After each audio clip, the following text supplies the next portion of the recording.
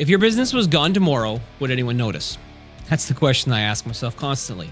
Because the truth is, in today's market, it's not enough to be good at what you do. If you're not everywhere your audience is looking, you practically are invisible.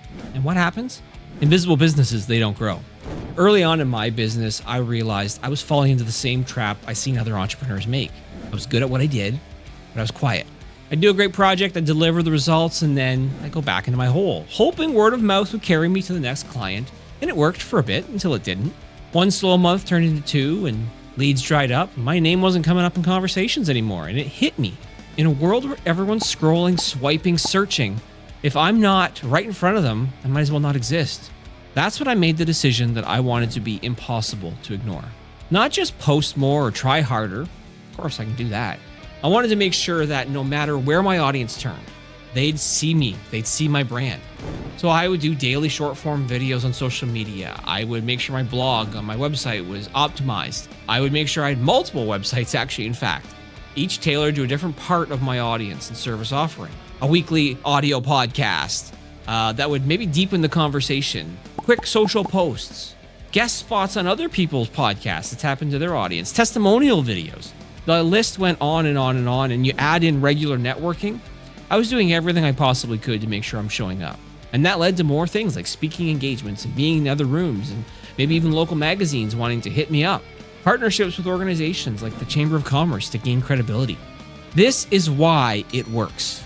It's not about volume, it's about impressions.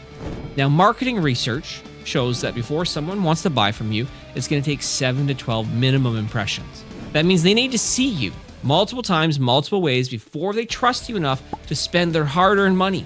And if you relied on one platform, and you're obviously making yourself into a really risky situation. But I'm showing up everywhere, like I said, whether it's LinkedIn, whether it's a podcast, whether it's a chamber email, whether they run into me at an event. By the time that they're ready to buy, they're not wondering why they haven't heard of me. They're wondering how they could work with me. I've had people come up to me at events and say, Chris, I feel like I already know you. It's the exact reaction that I want, because if someone feels like they already know me, there's no cold pitch, right? We skip the small talk and we go straight into how I can help them. It's the same with clients who've consumed my content for months before reaching out. They're already pre-sold. So if you want to make your business impossible to ignore, a couple things you got to do. 1, show up consistently across multiple touch points. Don't gamble on one platform.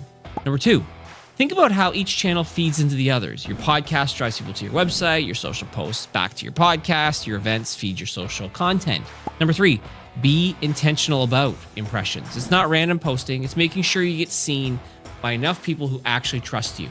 Make yourself impossible to ignore. It doesn't happen overnight, but it starts with one decision. That you've decided you're no longer going to be invisible.